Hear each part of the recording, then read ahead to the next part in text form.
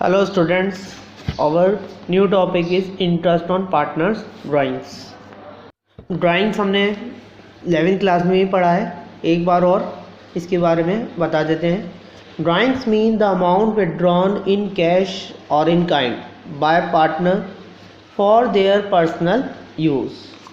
Drawings क्या होता है? अमाउंट विथड्रॉ इन कैश और kind by partner for their personal use. Interest is not charged from the partners if the partnership deed does not provide for charging interest on drawings। अगर partnership deed नहीं होती, हमने पढ़ा था interest on drawing charge नहीं होगा। If the partnership deed provides and interest is charge, it is credited to the profit and loss appropriation account. It is debited to the partners capital account if the capital account are maintained following fluctuating capital account method or partners current account. If capital accounts are maintained following fixed capital account method, interest on drawings is charged by the firm when it is clearly mentioned in partnership deed. It is calculated with reference to the time period for which the money was withdrawn. There are two cases in which calculation of interest on drawing may arise. Case 1, when rate of interest on drawings is given in percent, then interest on drawings is calculated on flat rate irrespective of period. Case 2, when rate of interest on drawings is given in percent per annum. इसके भी case है। पहला case है when date of drawing is not given, जब drawing की date नहीं दी हो। Interest on drawings will be calculated 6 months. Formula is interest on drawing equals to total drawings into rate upon 100 multiply 6 by 12. Note, interest is calculated for the period of 6 months. We assume drawings has been done evenly during the year.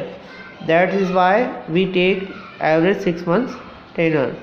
Second point is when date of drawing is given.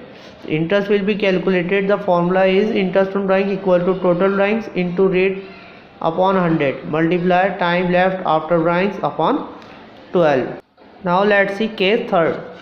When different amount are withdrawn on different dates. We have the following two methods to calculate the amount of interest on drawing. First method is simple interest method. In this method, interest on drawing is calculated for each amount of drawing individually on the basis of periods for which it remained withdrawn till the close of accounting period. And second one is product method.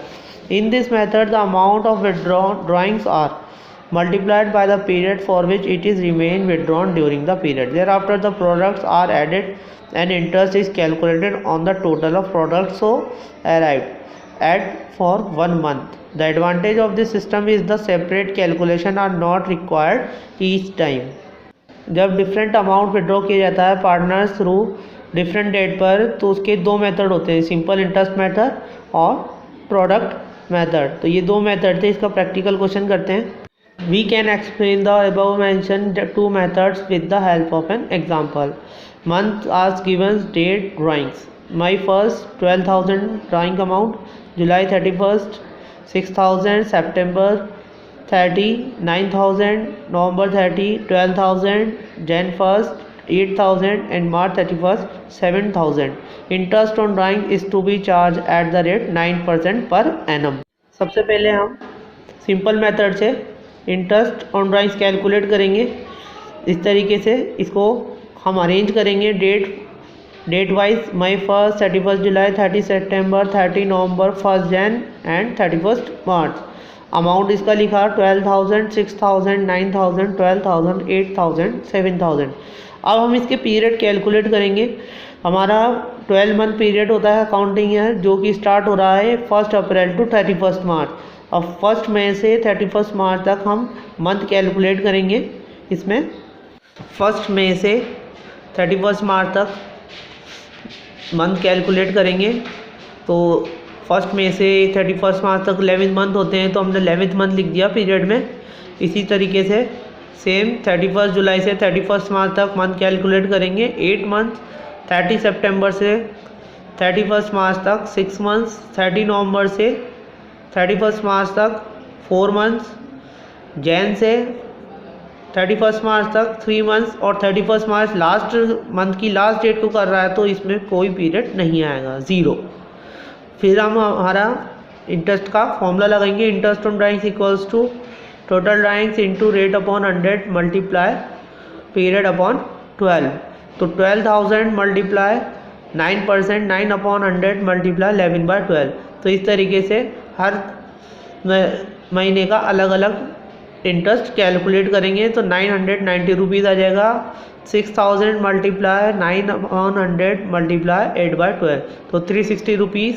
इस तरीके से calculate करेंगे हम simple method से, और फिर इसका total कर देंगे 2295, ये टोटल इंटरेस्ट आ जाएगा। तो ये हमारा सिंपल मेथड था। अब हम आगे चलते हैं हमारे प्रोडक्ट मेथड पर। Now let's see our product method. Product method में हम इसमें सबसे पहले तो डेट और अमाउंट पीरियड सेम वही रहेगा। इसमें क्या करते हैं, इसमें सिंपल मेथड से थोड़ा सा चेंज है। सिंपल मेथड में तो हमने अलग अलग इंटरेस्ट निकाला था अलग अलग डेट का। इसमें हम प्रोडक्ट लेते हैं। प्रोडक्ट का मतलब है अमाउंट को पीरियड से मल्टीप्लाई करते हैं सबसे पहले। मीन्स 12,000 मल्टीप्लाई बाय 11, तो ये बनेगा 1,32,000। 6,000 मल्टीप्लाई 8, 48,000। 9,000 मल्टीप्लाई 6, 54,000। इस तरीके से हम सारा कैलकुलेट करने के बाद इस प्रोडक्ट का टोटल करते हैं।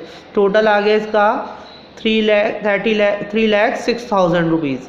तो ये हमारा प्रोडक्ट आया। तो इंटरेस्ट का फॉर्मूला कैलकुलेट करेंगे। Total of products into 9 upon 100 multiply by 1/12।